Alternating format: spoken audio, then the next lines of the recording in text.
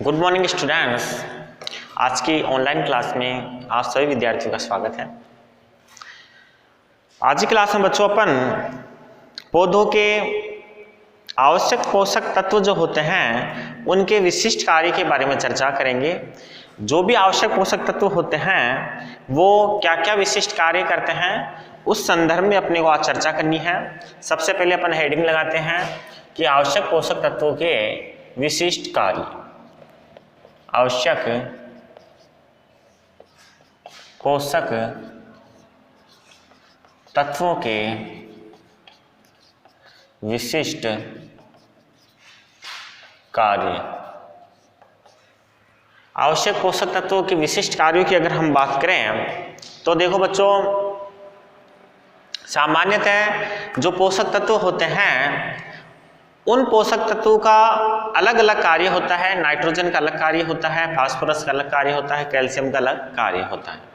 इस प्रकार से सभी पोषक तत्वों के अलग अलग कार्य होते हैं। हम जनरली यदि बात करें तो इन सभी पोषक तत्वों के जो संयुक्त रूप से कुछ कार्य हैं वो कार्य कौन से होते हैं, तो सबसे पहला इनका कार्य जो होता है वो होता है बच्चों कोशिका अवयवों एवं उपापचयी यौगिकों के संरचनात्मक अंश के रूप में। अर्थात जो कोशिका के विभिन्न अवयव होते हैं या उपापचयी क्रियाएं जो होती हैं उन उपापचयी क्रियाओं वाले यौगिकों की जो अवयव होते हैं उसके जो पार्ट होते हैं उनका निर्माण इन्हीं पोषक तत्वों से होता है।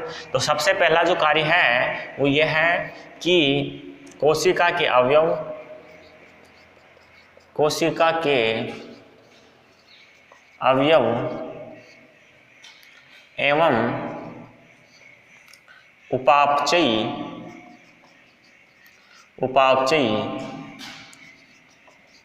क्रियाओं वाले यौगिकों के अवयवी अंश होते हैं।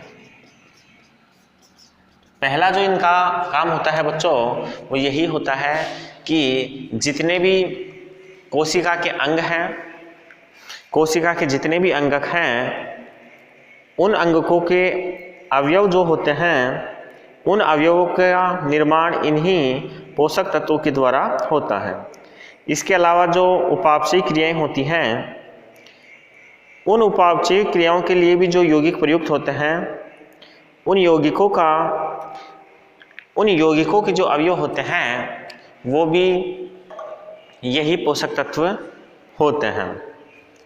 आगे अपन देखते हैं दूसरे कार्य के बारे में। तो बच्चों दूसरा कार्य जो है वो है ये कोशिकीय जो अवयवों को सुव्यवस्थित बनाए रखने का काम करते हैं। कोशिका के अंदर जो अवयव होते हैं उन अवयवों को सुव्यवस्थित बनाए रखने का काम भी इन्हीं पोषक तत्वों का होता है। तो दूसरा अपना जो कार्य है वो यह है कि ये कोशिकीय अवयवों को सुव्यवस्थित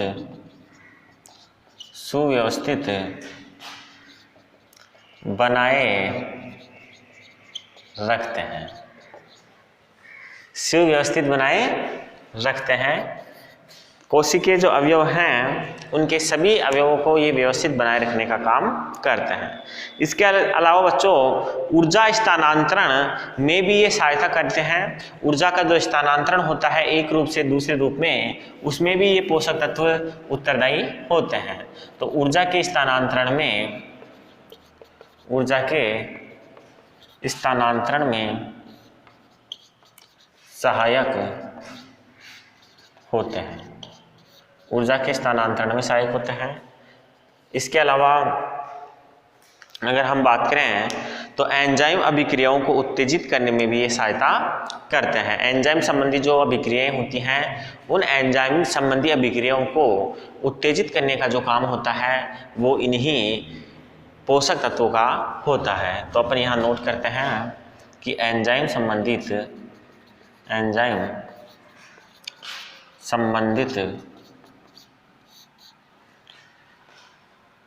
अभिक्रियाओं को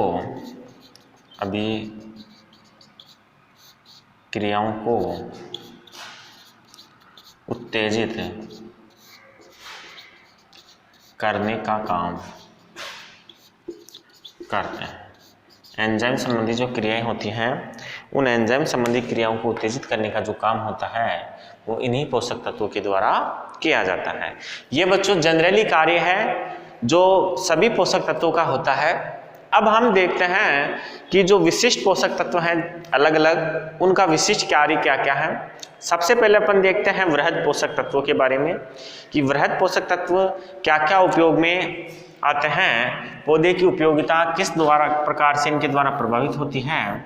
तो अपन यहाँ नोट करते हैं कि वृहद पोषक तत्वों के कार्य, और इसमें भी अपन सबसे पहले अपन यहाँ देखते हैं कार्बन, हाइड्रोजन व ऑक्सीजन के कार्य। वृहद पोषक तत्वों में सबसे पहले अपन कार्बन, हाइड्रोजन, ऑक्सीजन के बारे में देखते हैं कि ये क्या कार्य संपादित करते हैं। देखो बच्चों, इनकी जो पूर्ति होती है वो पौधों के अंदर या तो वायु से होती है सीधे, या फिर जल के माध्यम से होती है। इन पोषक तत्वों की, कार्बन की, हाइड्रोजन की और ऑक्सीजन की जो पूर्ति होती है वो सीधे ही पादप इनको अवशोषित कर लेते हैं, या तो जल से सीधे अवशोषित कर लेते हैं या फिर जो वायु है उसके माध्यम से इसको अवशोषित कर लिया जाता है। और ये जो ये जो पोषक तत्व हैं वो अत्यधिक महत्व वाले पोषक तत्व हैं। सबसे ज्यादा महत्व कार्बन, हाइड्रोजन और ऑक्सीजन का ही होता है पादप के अंदर। अब आपको यहाँ ध्यान रखने की बात है कि यदि हम इनके बारे में देखें कि ये कितने इम्पोर्टेंट है पादप के लिए, तो पादप का जो शुष्क भार होता है उस शुष्क भार का यदि हम परसेंटेज में बात करें तो कार्बन जो होता है वो पादप के शुष्क भाग का 46% होता है। कार्बन जो होता है वो पादप के कुल भाग का 46% होता है। इसके अलावा यदि हम हाइड्रोजन की ऑक्सीजन की बात करें तो ऑक्सीजन होता है आपके 40% और हाइड्रोजन होता है 8%। 40% हाइड्रोजन होता है और ऑक्सीजन जो होता है वो आपके 8% होता है। इस प्रकार से टोटल जो होता है ये आपके होता है 94%। अर्थात कुल शुष्क भार का 94% जो भाग होता है वो कार्बन, हाइड्रोजन और ऑक्सीजन से ही मिलकर बन जाता है। पादप के कुल शुष्क भार का 94% भाग इन तीनों से मिलकर बनता है, जिसमें कार्बन 46% होता है, हाइड्रोजन 40% होता है और ऑक्सीजन की जो मात्रा होती है वो 8% होती है। तो अपन यहाँ सबसे पहले नोट कर लेते हैं कि ये सर्वाधिक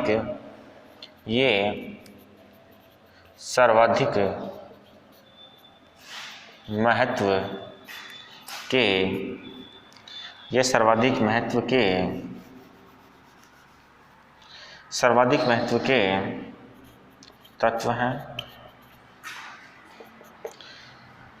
यहाँ यदि हम बात करें तो कुल शुष्क भार का कार्बन होता है आपके 46%, हाइड्रोजन होता है 40% और ऑक्सीजन जो होता है वो 40% होता है और हाइड्रोजन कितना होता है 8%। ये किसका होता है? कुल शुष्क भार का। और टोटल कितना होता है? कुल शुष्क भार का कार्बन, हाइड्रोजन और ऑक्सीजन जो होता है वो होता है 94%। अर्थात कुल शुष्क भार का 94% जो भाग होता है वो आपके इन तीन पोषक तत्वों के द्वारा ही निर्मित हो जाता है। इसके बाद हम बात करें कि ये कार्य क्या क्या करते हैं, तो बच्चों आपको ध्यान रखने की बात है कि कार्बन मुख्य पोषक तत्व होता है। कार्बन की विभिन्न अपघटन की प्रक्रियाओं के परिणाम स्वरूप कार्बोहाइड्रेट का निर्माण होता है और यही कार्बोहाइड्रेट जो होता है वो पादप के अंदर विभिन्न प्रकार के पोषक तत्वों को संचयन करने का काम करता है। अर्थात विभिन्न प्रकार की जो प्रक्रियाएं होती हैं उन प्रक्रियाओं के माध्यम से ये पौधे के अंदर संचित होता है। तो अपन यहाँ सबसे पहले नोट करते हैं कि कार्बन पादप में कार्बोहाइड्रेट का निर्माण करता है। कार्बो, इसके अलावा हाइड्रोजन और ऑक्सीजन जो है वो भी इसके अंदर आंशिक रूप से पाई जाती हैं और वो भी कार्बोहाइड्रेट के निर्माण में आवश्यक होती है। अब देखो बच्चों, ये जो कार्बोहाइड्रेट होता है उसका विघटन होता है, प्रोटीन वसा का निर्माण हो जाता है, उनका भी जब विघटन होता है तो एनर्जी प्राप्त होती है, ऊर्जा प्राप्त होती है, शर्करा, स्टार्च ये प्राप्त होते हैं। कुल मिलाकर हम ये कह सकते हैं कि पौधे के जो यौगिक हैं, पौधे का संपूर्ण जीवन इन्हीं पोषक तत्वों के ऊपर निर्भर करता है। ध्यान रखना वृहद पोषक तत्वों के बारे में। फिर अपन देखते हैं आगे, उससे पहले आप इसका स्क्रीनशॉट लेकर नोट कीजिए।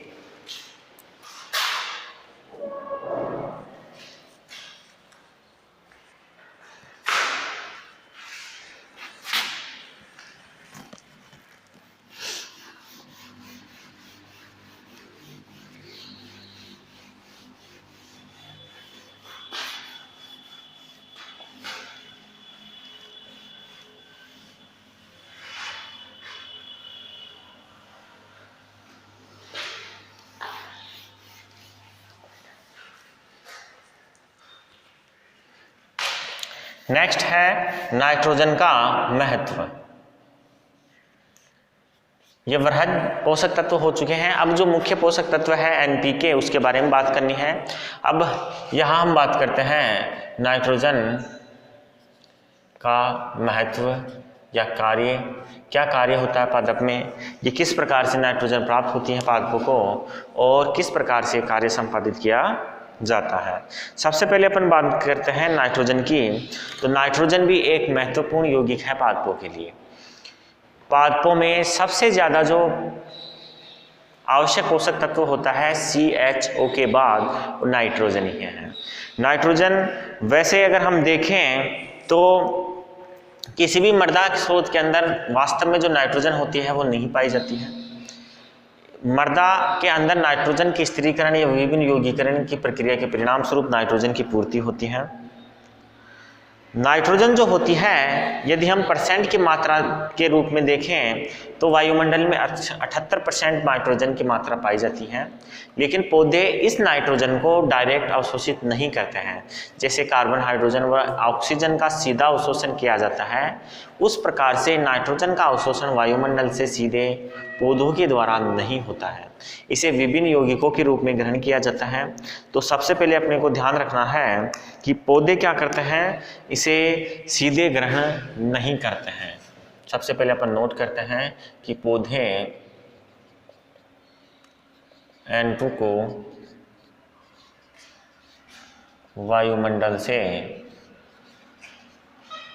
सीधे ग्रहण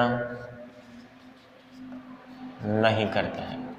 पहली बात तो यह है कि ये पादप N2 को सीधे ग्रहण नहीं करते हैं। दूसरी बात, N2 वायुमंडल में 78% मात्रा में पाई जाती है। वायुमंडल के अंदर ये 78% मात्रा के अंदर होती है, लेकिन फिर भी जो पादप होते हैं वो इसे डायरेक्ट ग्रहण नहीं कर पाते हैं। पौधे जो होते हैं, पौधों के लिए नाइट्रोजन जो होती है वो अत्यंत आवश्यक पोषक तत्व होती है। N2 पौधों के लिए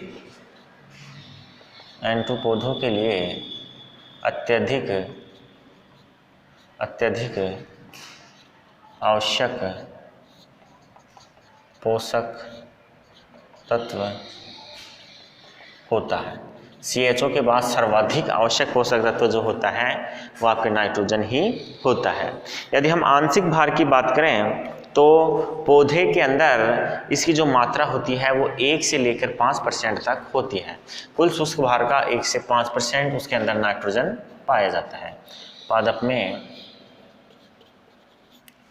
कुल शुष्क भार का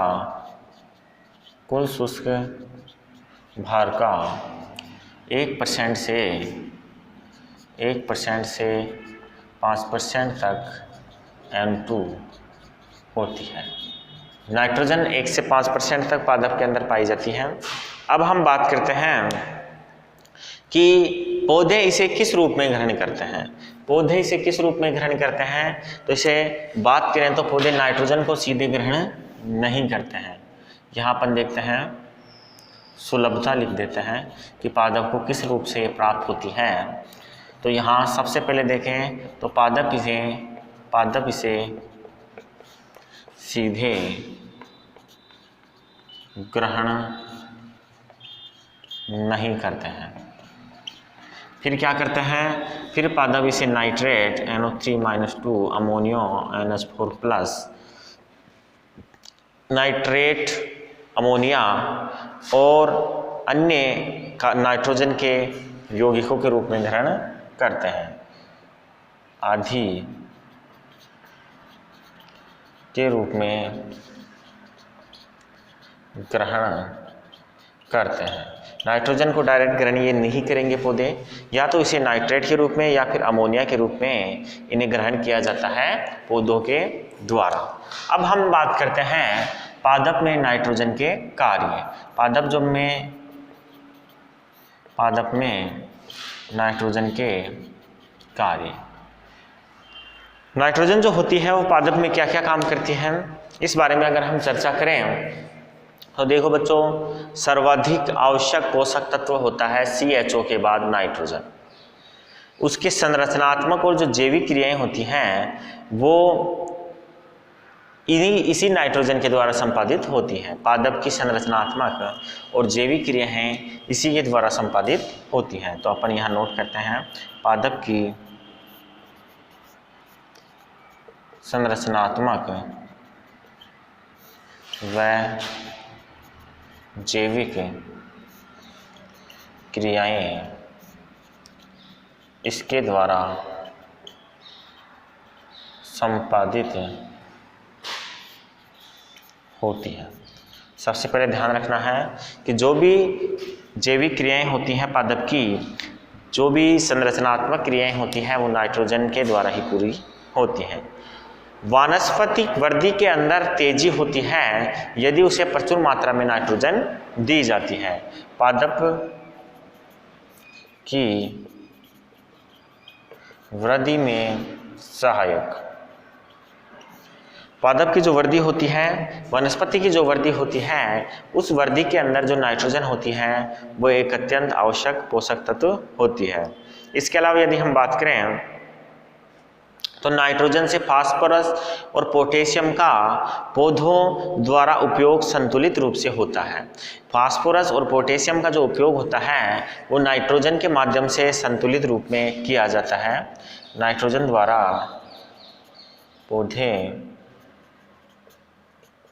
में पोटेशियम व फास्फोरस का संतुलित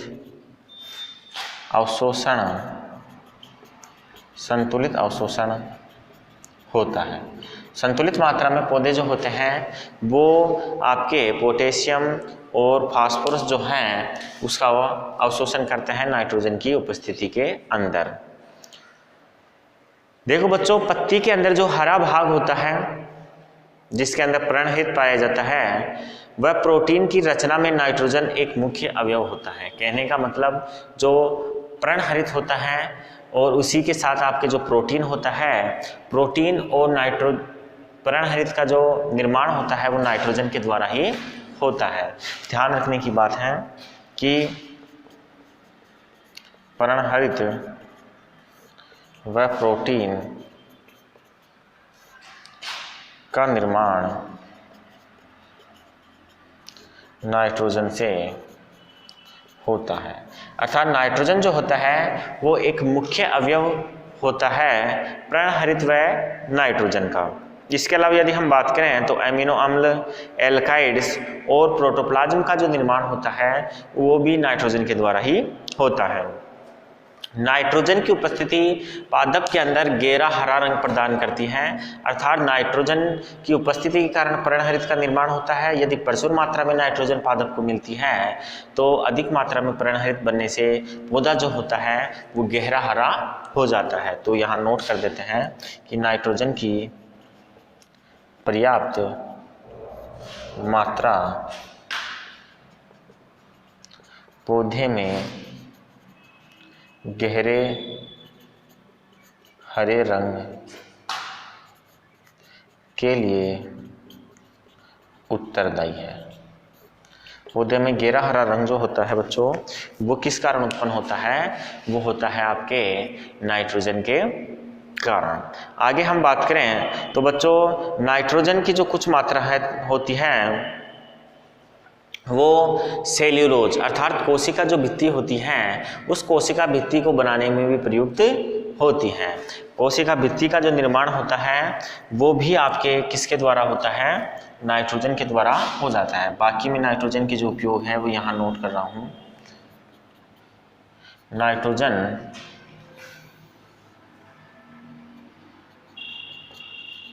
कोशिका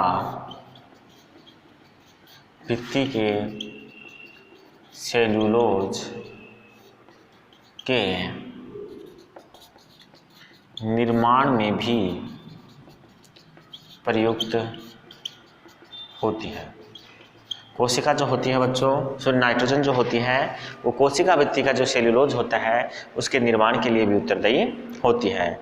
इसके अलावा यदि हम बात करें तो पत्ती वाली जो सब्जियां होती हैं उन पत्ती वाली सब्जियों के अंदर ज़्यादा स्वाद या हम ये कहें ज़्यादा गुणवत्ता बनाए रखने में नाइट्रोजन जो होती है वो अपना महत्वपूर्ण रोल निभाती है। पत्ती वाली सब्जियों पत्तियों वाली सब्जियों में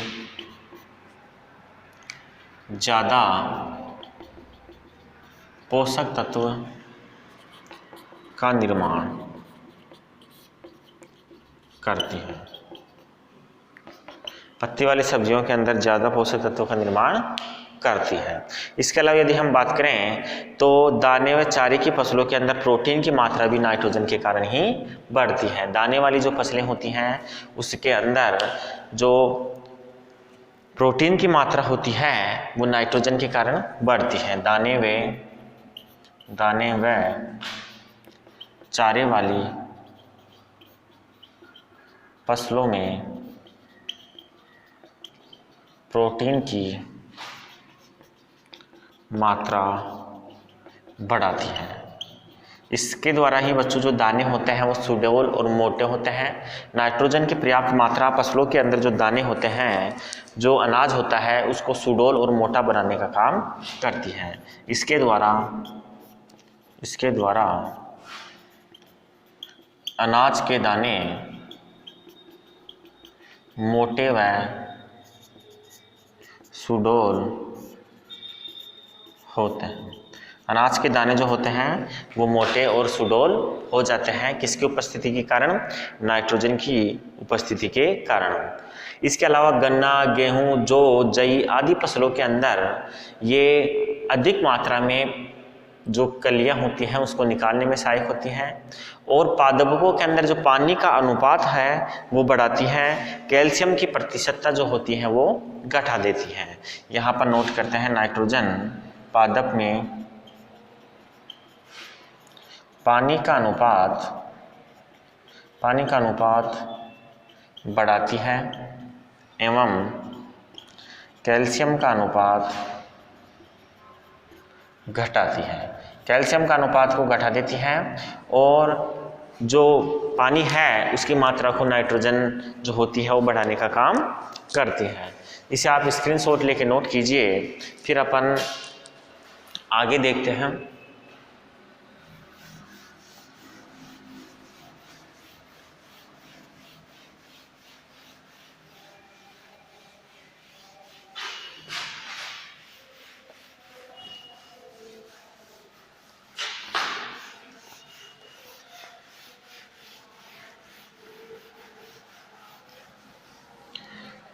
आगे है बच्चों नाइट्रोजन की अधिक उपयोग से हानियां। नाइट्रोजन का यदि अधिक उपयोग किया जाता है तो क्या हानियां होती हैं?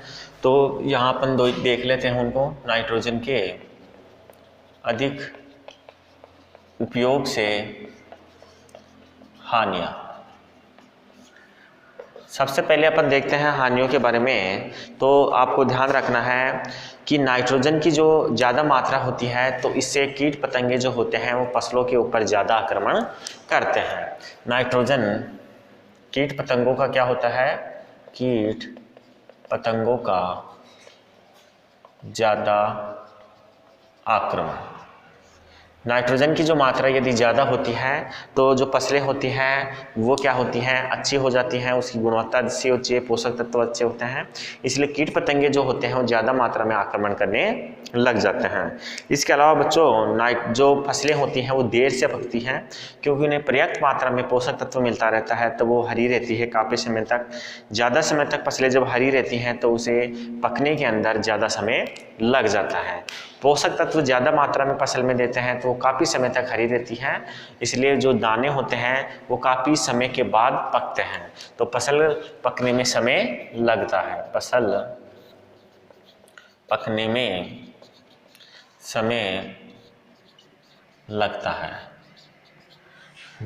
फसल के पकने में ज़्यादा समय लगता है यदि नाइट्रोजन की प्रयुक्त मात्रा पादप को दे दी जाती है।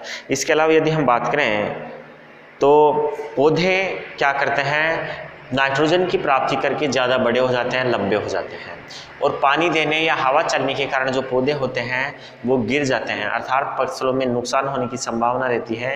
यदि आंधी तूफान आ जाते हैं या सिंचाई के दौरान जो पौधे होते हैं उनकी लंबाई ज़्यादा हो जाती है तो उनकी गिरने की संभावना भी बढ़ जाती है।